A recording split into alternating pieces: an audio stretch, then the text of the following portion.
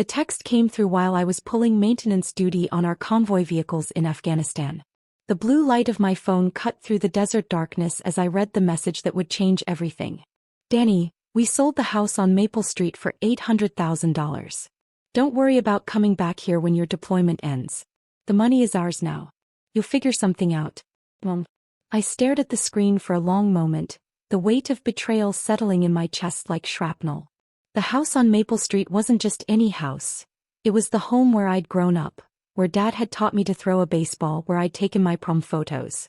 More importantly, it was the house Dad had specifically left to me in his will when he died 2 years ago.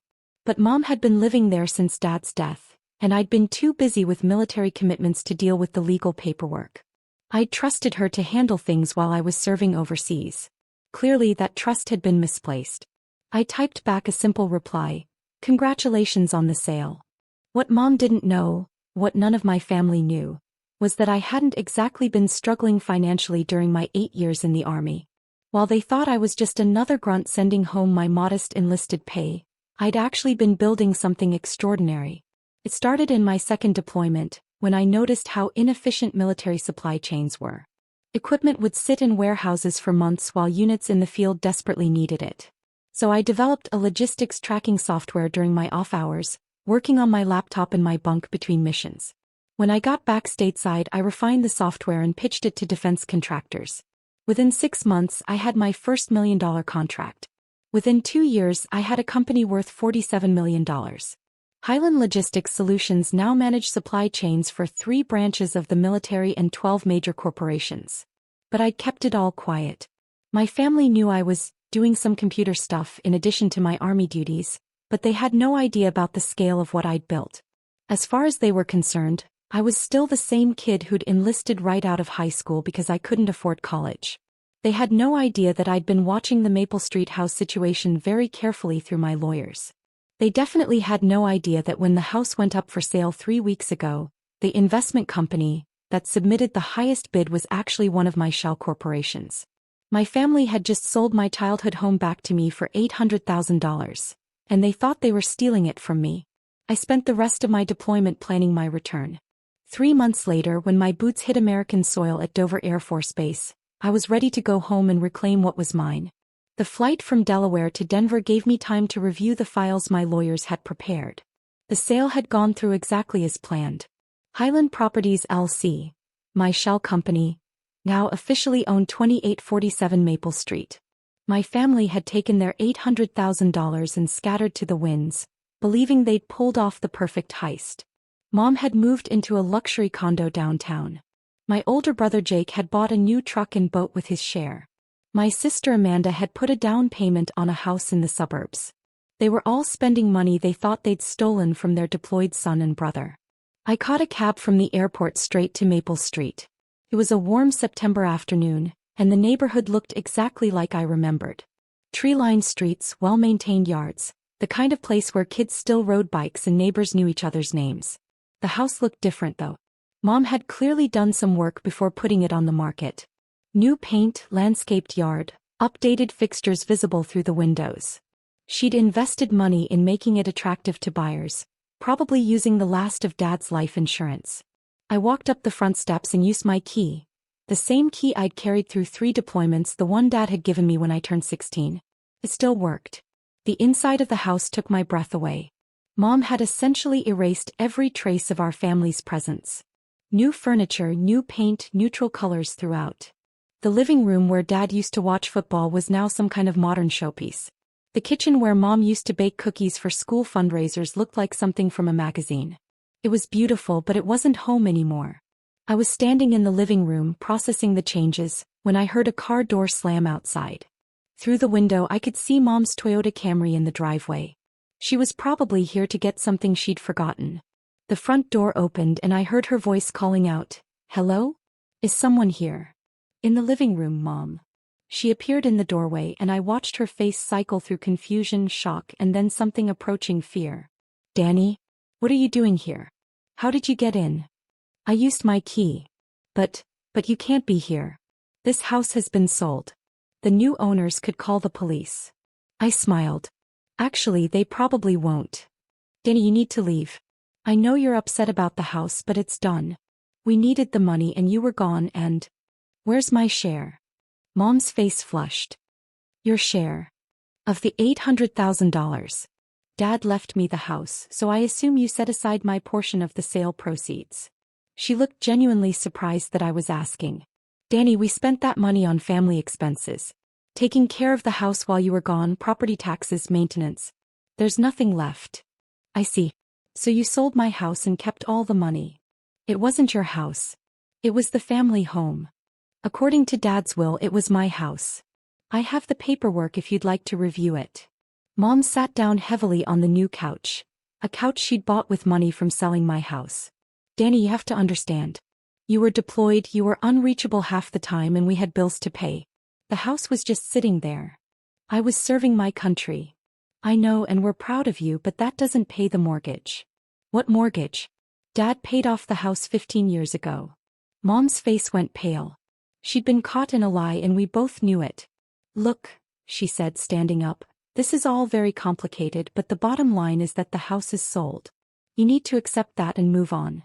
You're right, I said. The house is sold. But I think you should meet the new owner. What do you mean? I pulled out my phone and called my lawyer. Richard? It's Danny. I'm at the property now. Can you come over and explain the ownership situation to my family? Mom was staring at me with growing confusion. Yes, bring all the paperwork. And Richard? Bring the eviction notices too. I hung up and looked at Mom. He'll be here in 20 minutes. Eviction notices? Danny, what's going on? Sit down, Mom. We need to talk. She sat back down and I took the chair across from her. The same chair where Dad used to read his evening newspaper. 8 years ago when I enlisted, you all thought I was throwing my life away. Remember? Jake said I was too stupid for college, so I might as well go play soldier. Danny, we never said. Amanda said the military was for people who couldn't make it in the real world. You said you were disappointed that I wasn't following in Dad's footsteps. Mom's voice was quiet. We were worried about you. Were you worried when I sent money home during my first deployment? $500 a month to help with expenses. That was very generous. Were you worried when I sent $1,000 for Jake's wedding? Or when I paid for Amanda's car repairs? Or when I covered Dad's medical bills that insurance wouldn't pay? Mom was starting to look uncomfortable. You've always been good to the family. But you still thought I was a failure, didn't you? Poor Danny, stuck in the army because he couldn't do anything else. That's not true. Isn't it? When Dad died and left me the house, what did you say? Mom was quiet. You said it was unfair because I'd never appreciate it like the rest of the family would. You said I'd probably just sell it anyway because I didn't understand the value of family history. I was grieving. And then when I was deployed and couldn't come home for the funeral because I was in the middle of a combat zone, what did Jake say? Danny, please don't. He said it figured that I'd let the family down when they needed me most. He said I chose the army over family. Mom was crying now, but I wasn't done. So when the opportunity came to sell the house and cut me out of the proceeds, it probably felt justified, didn't it? Poor Danny, off playing soldier while the real family handled real responsibilities. It wasn't like that. What was it like? Before Mom could answer, a car pulled into the driveway. Through the window I could see Richard Martinez, my lawyer, getting out of his BMW with a briefcase. That's my lawyer, I said. He's going to explain some things to you. Richard knocked and I let him in. He was a sharp man in his 50s who'd handled all my business affairs while I was deployed. Mrs. Patterson, he said, nodding to my mother. I'm Richard Martinez, Mr. Patterson's attorney. Nice to meet you, Mom said uncertainly. Richard, could you explain to my mother who purchased this house? Certainly. Richard opened his briefcase and pulled out a folder. The property at 2847 Maple Street was purchased by Highland Properties LLC for $800,000. Highland Properties is a wholly owned subsidiary of Highland Logistics Solutions. Mom looked confused. I don't understand. Highland Logistics Solutions is your son's company, Mrs. Patterson. Danny owns Highland Properties, which means he owns this house. The color drained from Mom's face. That's impossible. Danny doesn't have that kind of money. Richard smiled. Actually, Highland Logistics Solutions had revenues of $73 million last year. Your son is quite successful. $73 million? Mom's voice was barely a whisper. The company specializes in military and corporate supply chain management. It's revolutionized how large organizations track and distribute resources. Mom turned to look at me. Danny, is this true? It's true. But you never said anything. We thought you were. You thought I was a failure. So I let you think that. Richard cleared his throat. There's another matter we need to discuss. Mrs. Patterson, you're currently residing in this property without permission from the legal owner. But I live here. This is my home. Actually, your tenancy ended when you completed the sale. You have no legal right to be here. Mom looked back and forth between Richard and me. Danny, you can't kick me out. I'm your mother. The same mother who sold my inheritance and kept all the money? We can work this out as a family. Can we? Where were the family discussions when you decided to sell the house? Where was the family meeting when you divided up the money? Richard pulled out another document. Mrs. Patterson, this is a formal notice to vacate. You have 30 days to remove your belongings and vacate the premises. 30 days? Where am I supposed to go? I assume you can use some of the $800,000 you made from selling the house to find new accommodations. Mom was now openly crying. Danny, please. I know we made mistakes, but we're family. Are we? Because when I was getting shot at in Afghanistan, my family was back home stealing my inheritance. We didn't steal anything. You sold property that didn't belong to you and kept money that wasn't yours. What would you call that?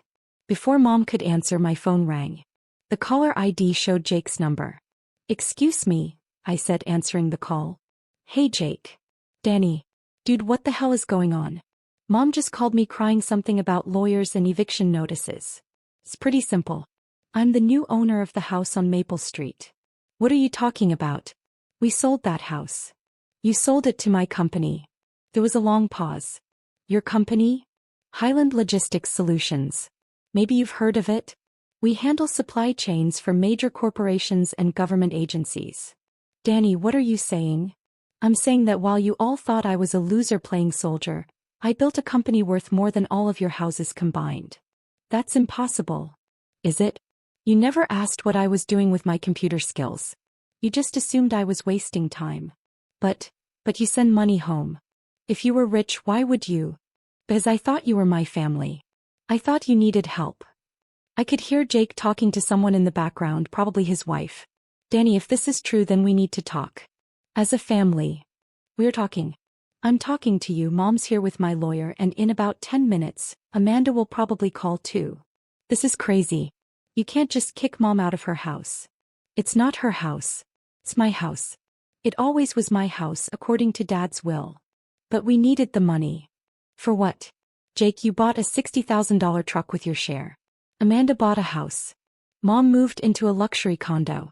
None of that sounds like emergency expenses. Richard tapped his watch and pointed to another document. I nodded. Jake, I have to go. My lawyer has more paperwork to review with Mom. Danny, wait. We can fix this. How? I don't know, but there has to be a way. There's a way. You can all return the money you stole from me and we can pretend this never happened. Return the money? Danny, we spent it. Then I guess Mom has 30 days to find a new place to live. I hung up and turned back to Richard and Mom. The next document is a statement of damages, Richard said. Mr. Patterson is entitled to compensation for the unauthorized sale of his property. What kind of compensation? Mom asked weakly. Market rate rental value for the time you occupied the property without permission, plus legal fees, plus the cost of reversing the unauthorized transaction. How much? Approximately $180,000. Mom looked like she was going to faint. I don't have that kind of money. Then we'll need to discuss payment arrangements, Richard said. My phone rang again. Amanda this time. Let me guess, I said, answering. Jake called you. Danny, what the hell is happening? Jake says you own some big company and you're kicking Mom out of the house. That's essentially correct. This is insane. You're in the army. You don't own companies. I'm a computer programmer who happens to serve in the army. The two aren't mutually exclusive. But you never said anything. When would I have said something? During one of our conversations where you told me I was wasting my life. Or maybe during the family dinner where Jake said the military was for people too dumb for real jobs. We never said that. Amanda, I have it recorded. I've been documenting family conversations for years. There was silence on the other end. Look, Amanda finally said, maybe we said some things we shouldn't have. But you can't destroy the family over this. I'm not destroying anything. I'm just claiming what was legally mine to begin with. What do you want from us? I want my inheritance back. The house was worth $800,000. You all took that money. I want it returned. Danny, we don't have it. We spent it. Then you'll need to figure out how to get it back. I hung up and looked at Mom, who was now sitting with her head in her hands. Richard, can you give us a few minutes alone? Of course. I'll wait in the car. After Richard left, I sat down across from Mom. Danny, she said without looking up, I'm sorry. We're all sorry. We made a terrible mistake. What was the mistake, Mom? Selling the house or not thinking I'd find out about it? Both. All of it. She looked up at me with red-rimmed eyes. We thought you'd never come back here. You seemed so disconnected from the family. I was deployed. In a war zone. I know, but you never talked about coming home, never talked about settling down here. It seemed like you'd moved on from all of us. So you decided to move on from me too. It wasn't like that. What was it like? Mom was quiet for a long moment. It was like, we were afraid you'd grown too big for us. You had this whole other life, this important military career. We felt left behind. So you stole my inheritance to feel better about yourselves? We didn't think of it as stealing. We thought of it as family taking care of family. I looked around the room, my room in my house that they'd tried to steal. Here's what's going to happen, I said. You have 30 days to move out.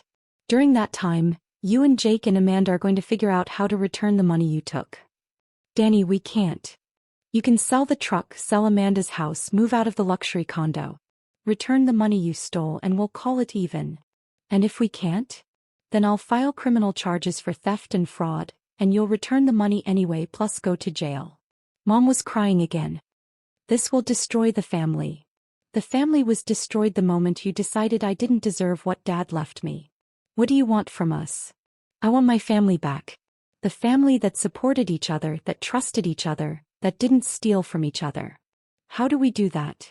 You start by admitting what you did was wrong. Not wrong because you got caught, but wrong because it was theft. It was wrong, Mom said quietly.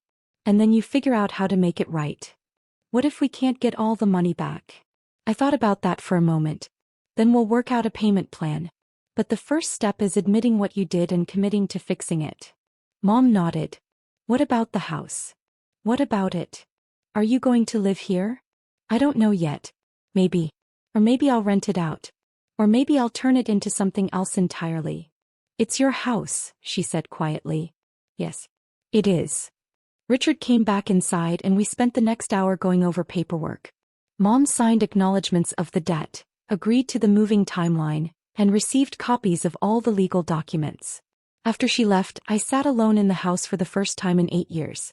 It felt different now, not just because of the new furniture and paint, but because of what had happened here. This was no longer the house where I'd grown up. It was the house where I'd learned that family loyalty was a one-way street. But it was also the house where I'd just proven that sometimes the underestimated son becomes the one with all the power. 6 weeks later, Jake sold his truck and boat. Amanda put her house back on the market. Mom moved into a modest apartment and took a part-time job to help pay back what they owed me. They returned $640,000 of the original $800,000. I accepted a payment plan for the rest, not because I needed the money, but because I needed them to understand the weight of what they'd done. The house on Maple Street became the headquarters for Highland Logistics Solutions civilian operations. I kept Dad's study exactly as it was, but converted the rest of the house into a modern office space. And every morning when I walk through the front door with the same key Dad gave me when I was 16, I remember that sometimes coming home means becoming someone your family never expected you to be. The deployed soldier had become the CEO. The family disappointment had become the family provider. And the son they tried to steal from had become the man who owned everything they thought they could take.